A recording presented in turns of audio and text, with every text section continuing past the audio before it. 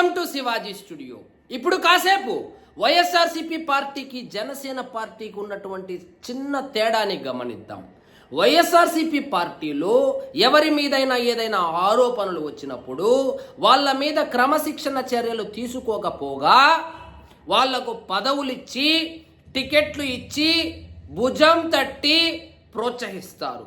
ఉదాహరణకు మన అంబటి రాంబాబు ఉన్నాడు. అంబటి రాంబాబు మీద ఏదో ఆరోపణలు వస్తే ఆయన మీద చర్యలు తీసుకోవడం పక్కన పెట్టి ఆయనకు టికెట్ ఇచ్చి గెలిపించి ఎమ్మెల్యేని చేసి మంత్రిని చేసి ఇది కూడా చాలదన్నట్టు వాళ్ళ తమ్ముడికి కూడా టికెట్ ఇవ్వడం వైఎస్ఆర్సీపీ సాంప్రదాయం.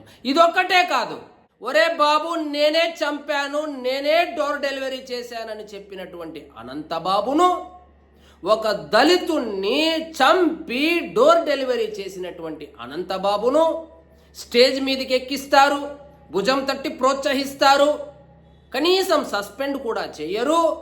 జైలు నుంచి బయటకు వస్తే హారతులు ఇచ్చి పూలమాలలతో సత్కరించి ఊరేగించి మాస్ లీడర్లని ఎలివేషన్లు వేస్తారు. అదే జనసేన పార్టీలో పొద్దున కొరియోగ్రాఫర్ జానీ గారి మీద కేసు బుక్ అయితే మధ్యాహ్నం లోపల క్రమశిక్షణ చర్యలు తీసుకొని పార్టీకి దూరంగా ఉంచారు. ఒక పార్టీని ఏ విధంగా నడపాలి అని జగన్మోహన్ రెడ్డి గారు పవన్ కళ్యాణ్ని చూసి నేర్చుకుంటే ఒక సీట్ నుంచి 100% స్ట్రైక్ రేట్ ఎలా కొట్టాలో తెలుస్తుంది.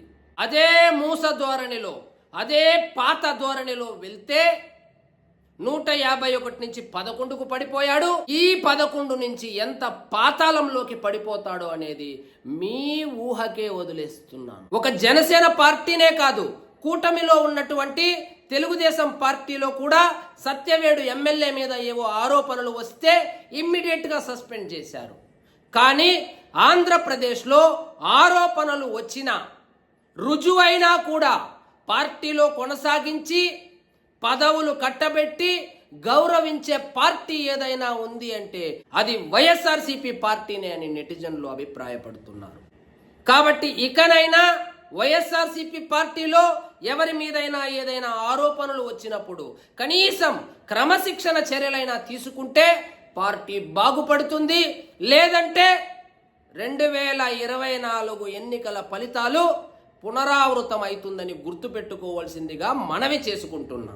ఇదండి ఈరోజు మన టాపిక్. మీకు ఈ వీడియో నచ్చినట్లయితే లైక్ చేయండి, షేర్ చేయండి, ఛానల్ మాత్రం సబ్స్క్రైబ్ చేసుకోవడం మర్చిపోవద్దు.